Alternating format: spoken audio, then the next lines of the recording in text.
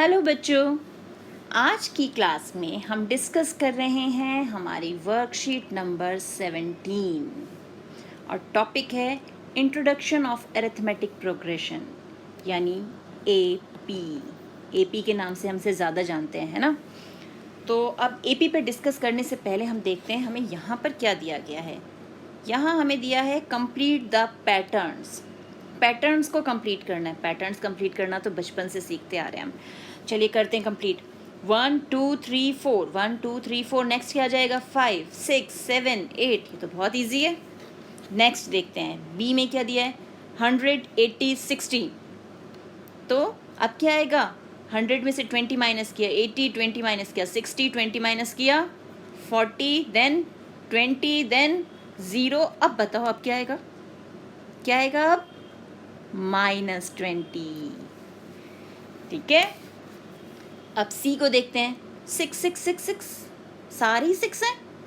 तो अब क्या आएगा नेक्स्ट, यानी 6 में 0 ऐड किया 6 मिला, फिर 0 ऐड किया 6 मिला, यानी आगे भी 6 6 6 6।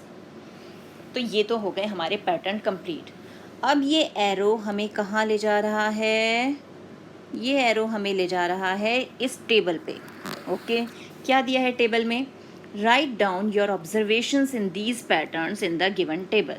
अब हमने पैटर्न तो कंप्लीट कर लिया, अब हमने क्या ऑब्जर्व किया है वो टेबल में फिल करना है। तो फर्स्ट टर्म हर पैटर्न की, difference between two consecutive terms, last term, ये सब हमें बताना है। तो अब ए पार्ट जो है हमारा, उसमें फर्स्ट टर्म क्या है, यानी first number which is 1 and the difference between two consecutive terms. Two consecutive यानी इन दोनों के बीच का डिफरेंस। 2 - 1 इज़ 1, 3 - 2 इज़ 1, यानी हर बार डिफरेंस हमें मिल रहा है 1 का। अब क्या है, अब है लास्ट टर्म। तो लास्ट टर्म कंप्लीट करने पे पैटर्न में हमें क्या मिली है 8। तो 8 हम यहाँ लिख देते हैं। अब नेक्स्ट क्या है, नेक्स्ट है 100 100 to 80, यानी फर्स्ट टर्म तो हमारी हो गई 100।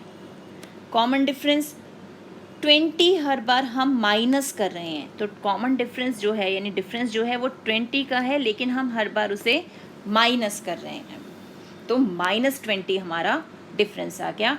और लास्ट टर्म हमें क्या मिली है, last term is also -20 and the C part is very easy. First term is 6, difference 0 and last term is also 6। तो ये तो हो गए हमारे टेबल कंप्लीट हो गई। Now what is the second question, ये है राइट द पैटर्न्स। अब हमें वर्ड फॉर्म में दिया हुआ है और हमें पैटर्न्स लिखने हैं। अब क्या है, salary of a person starting at ₹12,000 increasing ₹500 annually, कि स्टार्टिंग में सैलरी 12,000 थी and he is getting an increase of ₹500 per annum.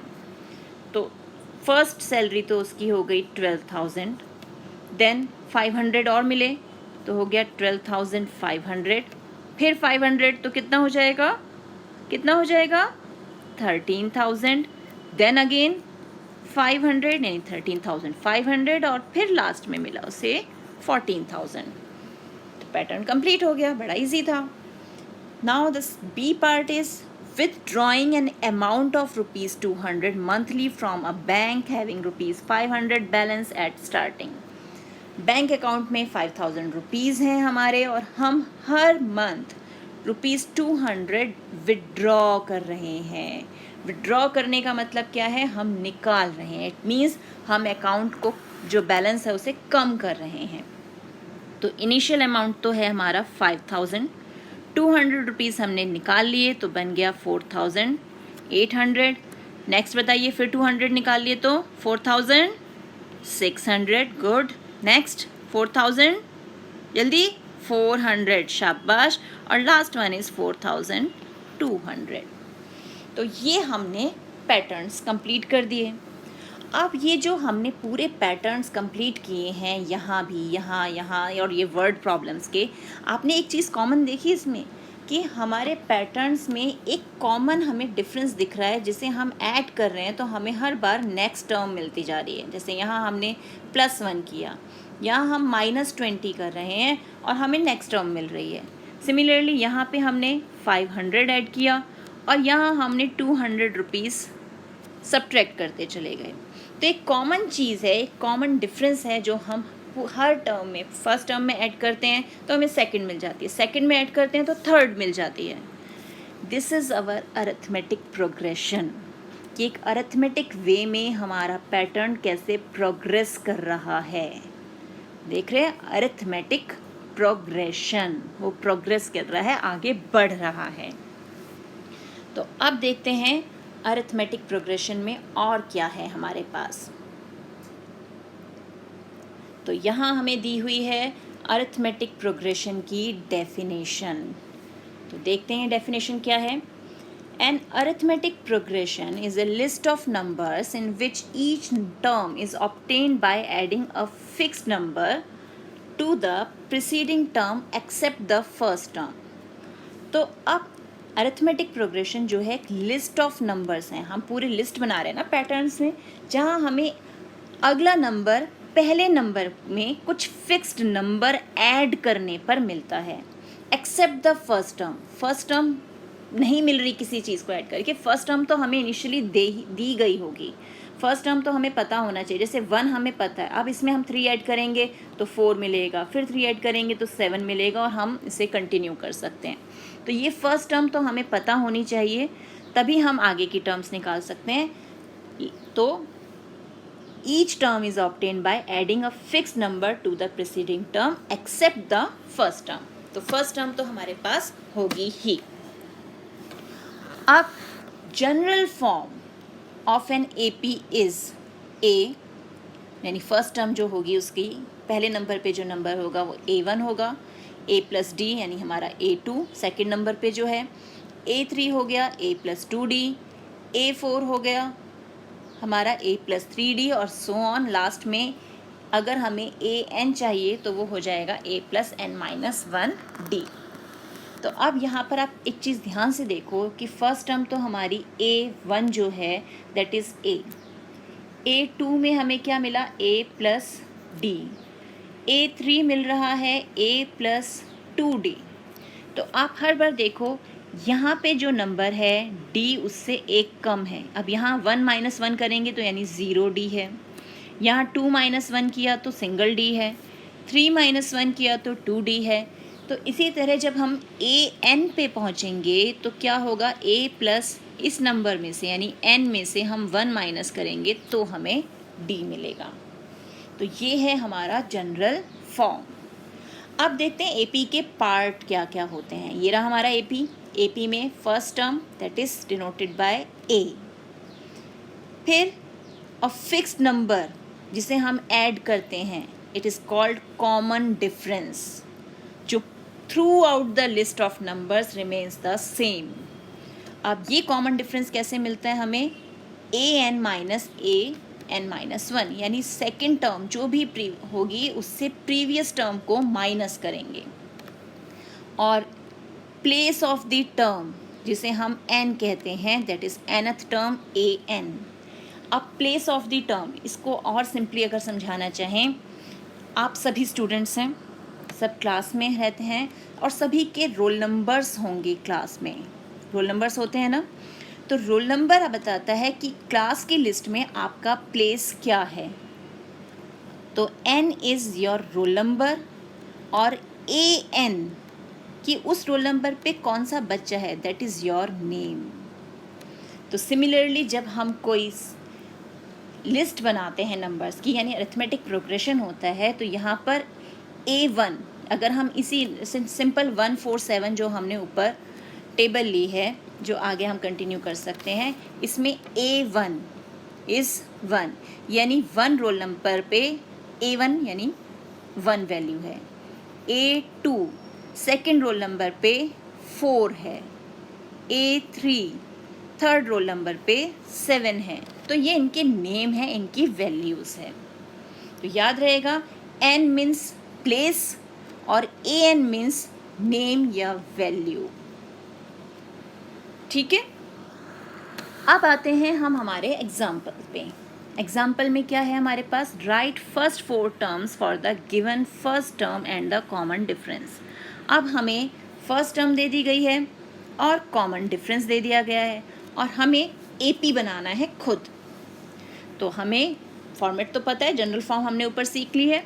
तो ए तो खुद ए हो गया, यानी फर्स्ट टर्म जो है हमारी A1 वो तो हो गई जो हमें ए दिया हुआ है। A2 के लिए हमने ए में डी ऐड कर दिया, यानी 4 + -3, 4 - 3 इज़ 1। फिर ए में 2D ऐड किया तो हमें थर्ड टर्म मिल गई, और जब 3D ऐड किया तो हमें फोर्थ टर्म मिल गई। देख रहे कितना आसान है, बस ए में डी ऐड करते जाना है, एक बार डी, फिर 2D, फिर 3D, और फिफ्थ टर्म जाननी होगी तो हम a + 4D कर देंगे। अब नेक्स्ट क्या है हमारा, a = √2 एंड d = √2, यानी दोनों ही हमारे √2 हैं। तो इसको सॉल्व कैसे करेंगे, इसको सॉल्व करने के लिए first term again the number itself जो हमें दिया हुआ है √2, सेकेंड टर्म a + d यानी √2 + √2, यानी 1 इधर 1 इधर, 1 + 1 2 √2। Third term A3 a + 2d √2 + 2 √2, तो 1 इधर 2 + 1 3 √2।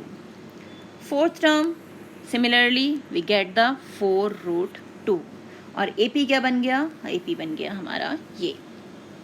तो कितना आसान है, A और D अगर हमें पता है तो AP हम बना सकते हैं। यहाँ 4 टर्म्स पूछिए, हम तो कंटिन्यू करके infinite many terms find out कर सकते हैं। अब है ट्राई योर सेल्फ, अब हमारी बारी है ट्राई करने की। ये तो एग्जाम्पल्स थे जो हमें समझाए गए थे। First question is which of the following are AP, right yes और नो। अब हमें बस येस और नो में आंसर करना है कौन सा AP है और कौन सा नहीं है। तो ये डिसाइड करने के लिए whether the given list of numbers is an AP और not, we have to calculate the common difference. If it is same throughout the list of number, then it is an AP, otherwise it is not a AP.